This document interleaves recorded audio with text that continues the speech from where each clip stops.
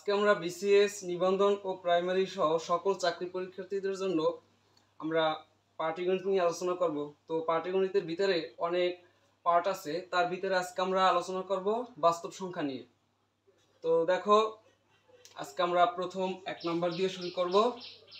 দেখো, এখানে কয়েকটি ভগ্নাংশ দেওয়া আছে। এখানে বলা হয়েছে এদের মধ্যে সবচেয়ে বড় ভগ্নাংশ কোনটি।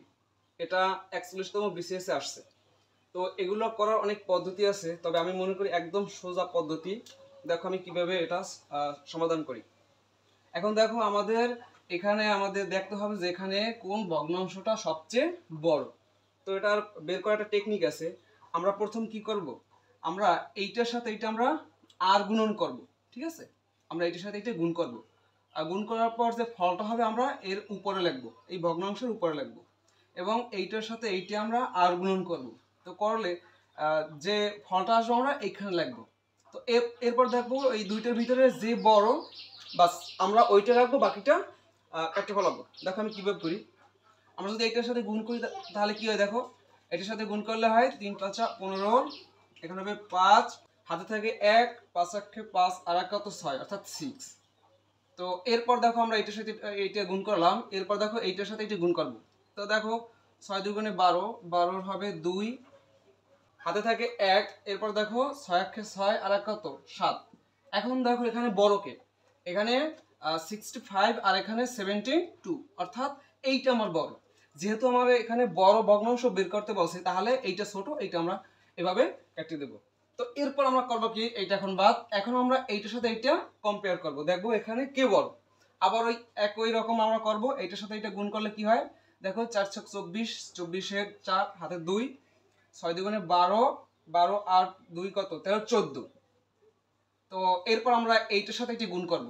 তো এটার সাথে এটা গুণ করলে কি হয়, 11 দিয়ে গুণ করার একটা টেকনিক আছে, মজার টেকনিক। দেখো আমরা এখানে এই 13 আছে, 13 অর্থাৎ 13 আমরা লিখলাম। এরপর আমরা কি করব, এই দুটো যোগ করে ভিতরে বসাবো। তাহলে 3 আর 1 কত 4, অর্থাৎ আমরা এটা দিয়ে এটা গুণ করছি। এখন দেখো এখানে বড়কে, এখানে আবারও এইটা বড়, তো আমরা এইটা কেটে দেব। বাকি রইল ঘ। তো এখন যদি আমরা চেক করি তাহলে কি হবে, দেখো এখানে দেখো আমরা যদি এইটা এখন কেটে দেবো, 6 দ্বারা এটার সাথে আমরা গুণ করি তাহলে কত হয়, দেখো 6 × 8 = 48, এখানে হবে 48, আর এটা দিয়ে এটার গুণ করলে কত হয়, দেখো 3 × 3 = 9, আর দেখো অনের সাথে গুণ করলে কত হয়, 3 × 1 = 3। এখন দেখো এখানে বড়কে, অবশ্যই এইটা বড়, তাহলে আমার উত্তর হবে এইটা, এটাও ছোট। তো আমি মনে করি এভাবে যদি আমরা অঙ্কটা করি তাহলে অঙ্কটা অনেক সোজা হবে। এখন আমরা দেখব 2 নম্বর। দেখো এখানে বলা হয়েছে নিচের কোন ভগ্নাংশটি বৃহত্তম। তো এটা আসছে 39তম বিসিএস এ। তো এখন দেখো এটা আমরা অনেক সহজভাবে আমরা এটা সমাধান করতে পারি। ওই আগের নিয়মে দেখো আমরা এইটার সাথে এটা ক্রস গুণ করব, তাহলে এখানে হয় কত 55, ঠিক আছে। আর এইটার সাথে এটা গুণ করলে কত হয় 48। তো এখন দেখো দুইটার ভিতরে সবচেয়ে বড় কে, অবশ্যই এইটা বড়, তো আমরা এটা কেটে দেব। এরপর আমরা এইটার সাথে এইটা গুণ করব, তাহলে দেখো এখন কত হয়, এইটার সাথে এইটা গুণ করলে 18 64, আর এইটা দিয়ে যদি আমরা এইটা গুণ করি তাহলে কত হয়, এখানে যদি আমরা এইটা দিয়ে এটা গুণ করছি, ঠিক আছে, আর এইটা দিয়ে এটা গুণ করব, তাহলে দেখো কত হয় 4 × 5 = 20, 20 এর 0, হাতে 2, 5 × 1 = 5, 6 7। এখন দেখো এখানে 70 আর এখানে হলো কত 64, তাহলে বড়কে অবশ্যই এইটা, আমরা এটাও কেটে দেব।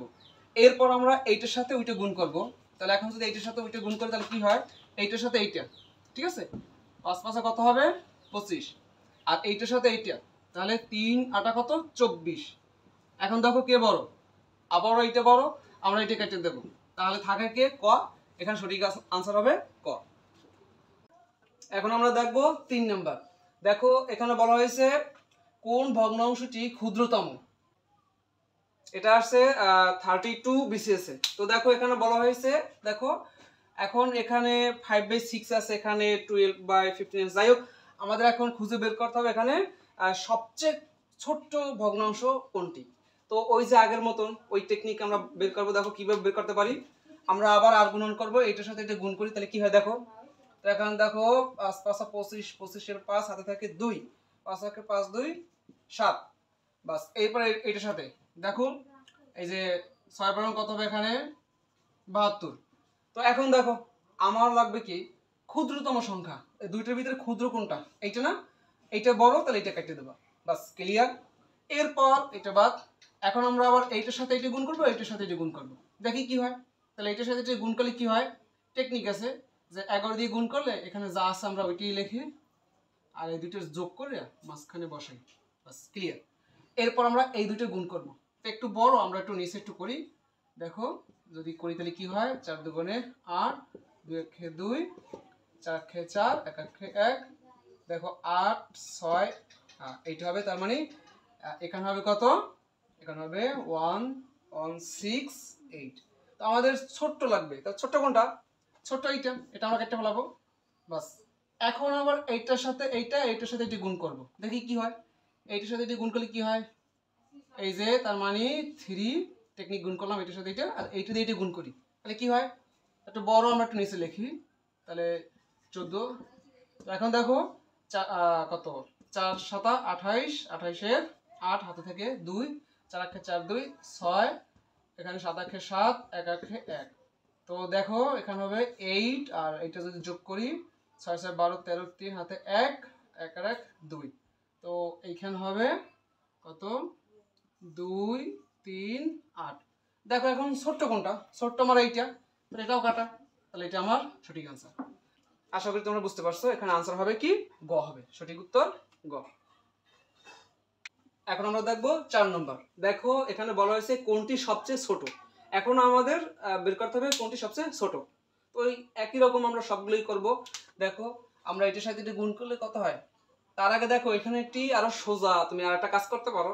যখন নিচের অর্থাৎ হর যখন একই থাকবে, কি বলছি, হর যখন একই থাকবে তখন দেখতে হবে লব যার বড় ওই সংখ্যাটাও বড়, আর লব যার ছোট ওই সংখ্যাটাও ছোট। তাহলে দেখো আমাদের সবচেয়ে ছোট লাগবে, তাহলে লব অর ছোট, তাহলে এটা ঠিক আছে, এটা আমরা এখান থেকেই কাটতে পারি, ক্লিয়ার।